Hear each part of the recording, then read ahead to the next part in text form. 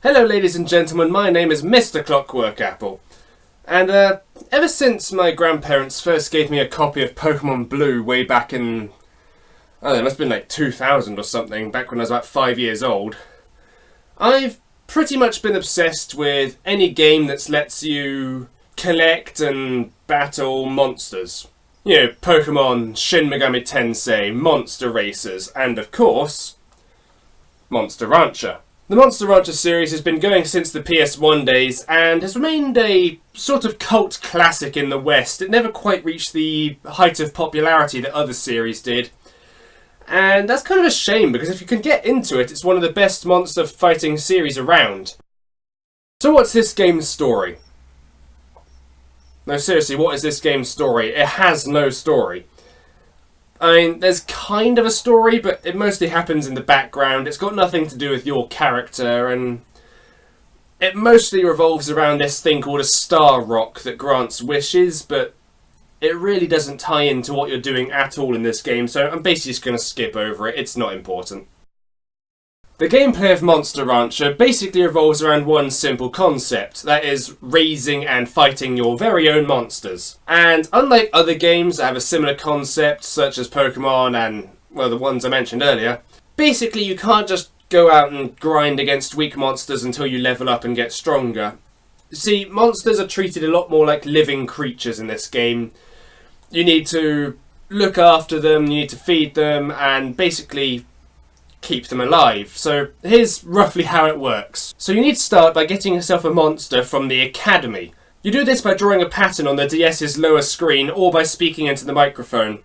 When you do this, it will generate a monster for you that you can take back to the ranch and start raising. So the game progresses through weekly segments. Each time you take an action, it progresses the game by 1 week. You can send your monster to do various exercises that will increase its various stats. You don't just get them through leveling up, you actually have to properly train the monster. For example, there's pushing an enormous tree stump, which will increase your monster's strength, which means physical attacks do more damage.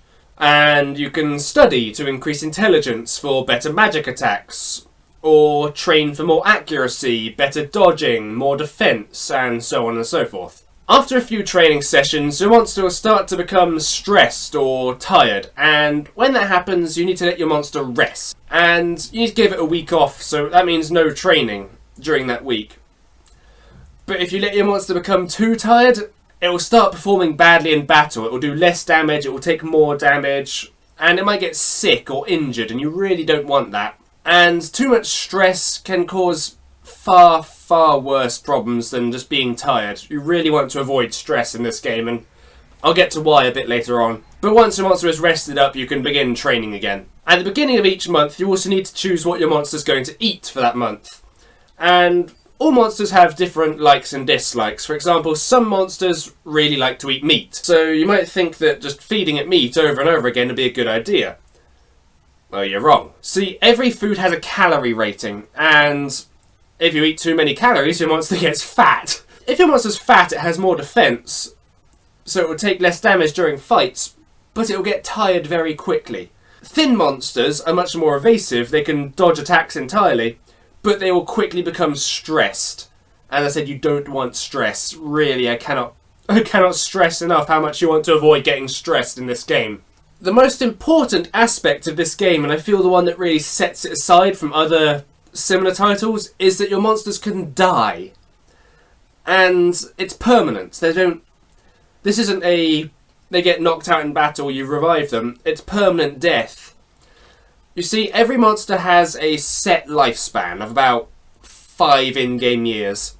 And depending on which part of its life it's in, it can be affected in different ways. Mostly, though, it's how much stats they get during their trainings. So when they're at their peak, they get tons of stats during training, but if they've only just been born or if they're starting to get old, they won't get so many stats. And once your monster gets too old, it will just die.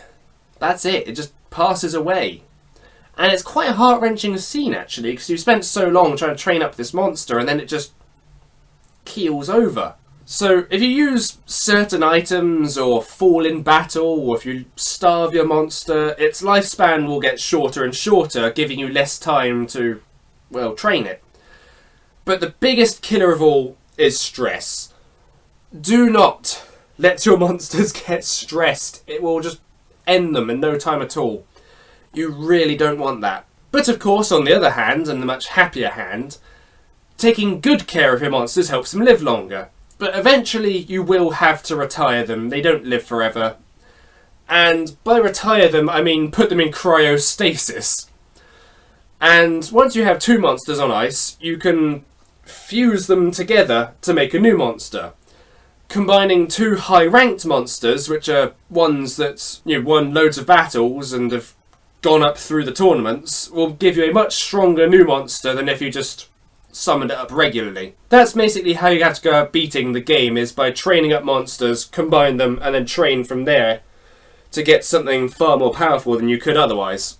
So yeah, when it comes to training monsters, this game is deep. And I don't say that very often. This game is deep. So once you've finished raising your monster, of course the next stage is to battle it. Now how do battles work, you may ask? Allow me to explain. Using sock puppets. Battle begins with 2 monsters on either end of the arena. Monsters move back and forth, opening or closing the distance between the 2 of them. Depending on the distance between the 2 monsters, you can use long range attacks, medium range attacks, or short range attacks. Basically, these are exactly what they sound like. There's no real difference between them, and it all depends which attacks you have equipped. All attacks have a guts rating. In the middle of the screen is a counter that says how much guts you have. More powerful attacks tend to use more guts, whereas weaker attacks tend to use less. Of course, a more powerful attack will do a lot more damage to your opponent, but take longer to recharge, leaving you open for counter-attacks. Weaker attacks, however, don't do as much damage, but can be used again and again and again.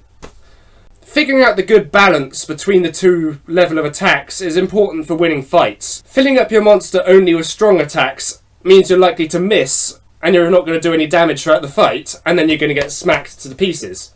Filling up with only light attacks means you won't be doing much damage, and then you're going to get smashed to pieces again. So figuring out a good balance of strong and weak attacks is important for winning fights. I feel ridiculous, by the way. You can equip 2 attacks for each range category, but it's worth leaving some slots empty. Empty slots are called defense panels. If you have one of these selected, your monster is more likely to just block an attack or dodge it entirely. So most battles will take place during tournaments, and you'll have to win several battles in a row if you want to progress through the game. But there is kind of a problem with this. Once you enter the big tournaments, which are the ones you need to win and ones you need to beat it to progress the story, the last battle is always up against a specific monster related to a character you've recently met. And they're about twice as powerful as everyone else. And the problem with this is, you can coast your way through most of the tournament fighting off the various enemies, and then you just run headfirst into a brick wall at the end because this one monster is just so much more powerful. And you have to grind and make your monster stronger to get past it. Now I know what you're thinking. Hard boss fights, that's good, right? I mean, I play Dark Souls, I know hard boss fights are good. But the problem is you're now overpowered for the next group of fights because you've grinded so much to try and beat this one boss. Everything you're facing from now on is just nothing compared to it. So, graphically speaking, Monster Rancher DS has the same problem that all polygonal DS games have, meaning that the textures can look a bit weird at times. I mean, the models themselves and the animation are all pretty good, and the monsters are designed very well, of course. They're so unique. There's loads of things in this that you wouldn't see anywhere else. Like, there's one that lives inside a pumpkin, for example, and it's just so cute. I think you can actually see him here on the main cover. Yeah, right there in the middle. I mean, look at all these designs. They're just really original, And when you start combining them as well, it gets pretty damn cool, because you get like a wolf that's got scales because you've combined it with a lizard, or you get some big rock monster that's dressed like a rabbit because you combined it with a rabbit. You're bound to find a monster that you'll fall in love with in this game, I can tell you that much. Most of the attacks during battle look pretty cool as well, although sometimes it can be hard to figure out exactly what's going on. I mean, this isn't helped by the fact that the attacks have no descriptions to say what what they're doing, or the occasional translation error that makes things even harder. I mean, I figured out that clair was probably supposed to be clairvoyance, but at least some flavour text probably would have helped me figure that out first. The music and sound effects are generally pretty good too. There's the occasional odd sound like the wind noises during the climbing training, or some of the monster noises that sound, they're not bad, they just kind of stick out, and I can't think of any music or sound effects I just didn't like at all. There's just some that were noticeable and not the right way, if that makes sense. So there are a few problems with the game as well. First off, you can only save the game by quitting to the main menu. If you turn the game off without saving, your monster gets cursed and it will be useless for fusion. Basically, anything you fuse from that monster will have pathetic stats. It'll be worthless. And I get why they did this. It's so you can't just save scum and try and get the best results, but it's still pretty annoying that that's the only way you can save. And perhaps even worse than that is that the game has several quite serious bugs in it that can cause the game to crash and ruin your monster forever. And most of these bugs are easy enough to avoid. They're all pretty well documented. You can find them online all over the place, so they're not too bad if you know what you're avoiding. And finally, I just don't know what some of the stats actually do, or why some of my monsters' moves are labelled B and others are labelled L, or what certain abilities do. Basically because this game just straight up doesn't explain these things. It explains quite a lot of things very well, it's just not others. It's left completely out of...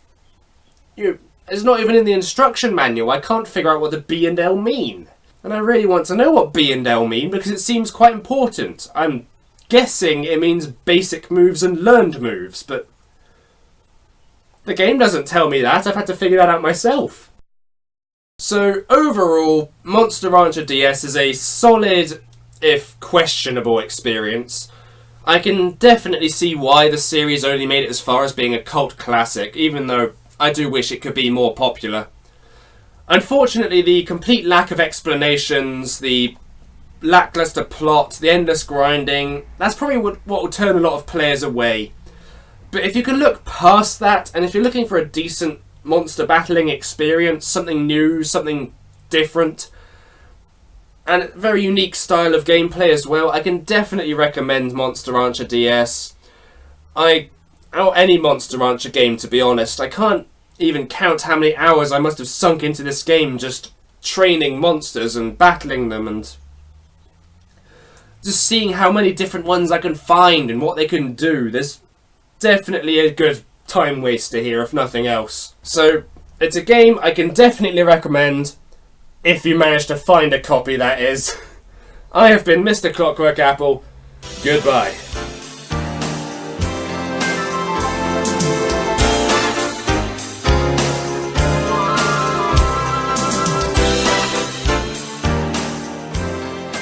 Each category can have 2 attacks equipped, ranging from magic or physical attacks. I should have written this better.